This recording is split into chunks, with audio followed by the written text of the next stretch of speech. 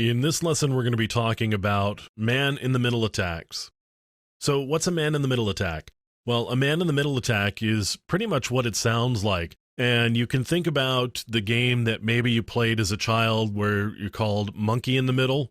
And the idea was it was sort of a keep-away game where two people on the outside were throwing maybe a ball back and forth, and the monkey in the middle, the goal was to capture the ball. So the idea behind a man-in-the-middle attack, I guess, is a little bit similar to that, where there's this traffic that's going back and forth between these two endpoints, and the idea of a man-in-the-middle attack is to capture that traffic. And ideally, you want to capture the traffic in such a way that the two men on the outsides or the two systems on the outside aren't aware of what's going on. And there's a lot of different ways of doing man-in-the-middle attacks.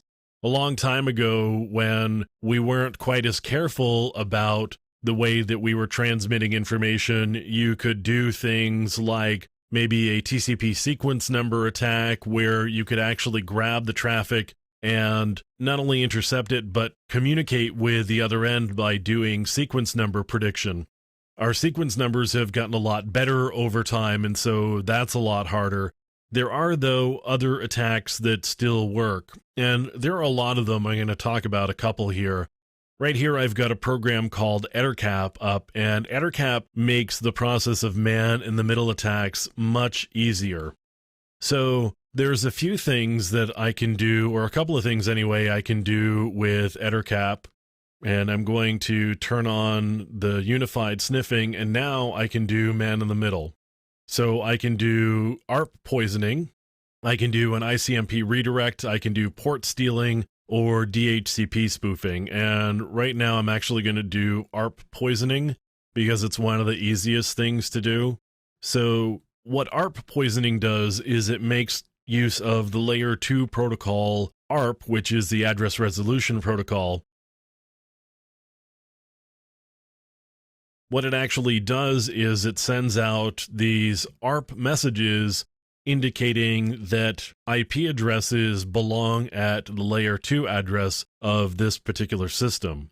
So the first thing I need to do is bring open the host list, and I've got a host list here, and I'm going to add a bunch of these to target 1, and I'm going to add a bunch more to target 2. And you can see the status down at the bottom. It added a bunch of the hosts to target 1 and a bunch more to target 2. Now, what I can do now is turn on the ARP poisoning. So I'm going to turn on the ARP poisoning, and I've actually got Wireshark open here. I can go capture traffic and see what's going on and actually show you what's happening. Now, let me take a look here. So my address is 192.168.1.20. So let's go back over to Wireshark and see if we can find some traffic that doesn't actually belong to us. Now, before I do that, because I'm seeing it go by, let me show you the ARP messages. So you can see there are a whole lot of ARP messages, and a lot of these say this IP address is at, and the MAC address that's associated with that would be my MAC address. So let me stop up here. So you can see here the is at messages, and here's all of the different IP addresses, and they all point at the MAC address, and that MAC address happens to be mine. So what that's doing is that's forcing all of the traffic on the network over to my system. And so we should be able to see everything going on this particular network and see it all showing up here.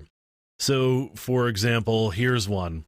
So remember, my address is 192.168.1.20, and under normal networking rules, since I am on a switched network, only traffic coming to me should be showing up at my system. But what I've got here is traffic going from 192.168.1.16, and it's going to 192.168.1.43. Neither of those are me, and yet that traffic has shown up at my system. So this is because of this ARP poisoning attack that I have been doing. And you can see a lot of other messages here. So we've got 192.168.1.35 to 192.168.1.23.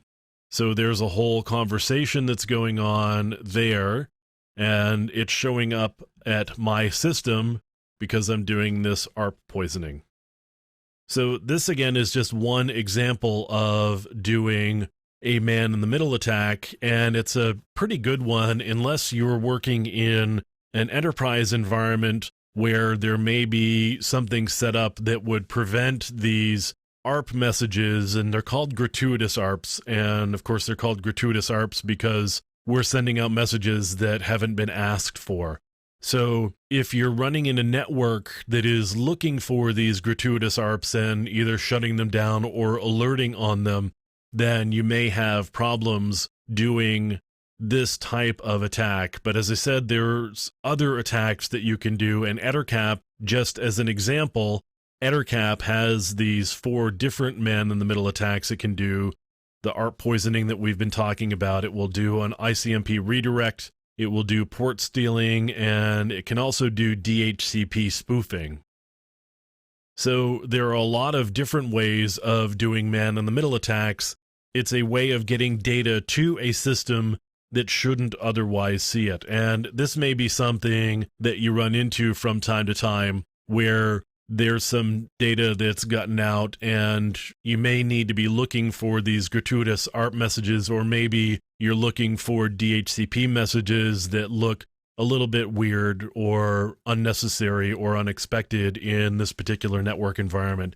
And again, this is one of those cases where, as we'll talk about in another lesson, where you may want to be using some sort of intrusion detection system that would notice this type of attack and alert you to it, so that if you are investigating something that has to do with something like this, you will have a starting point, or at least a way of knowing what's going on.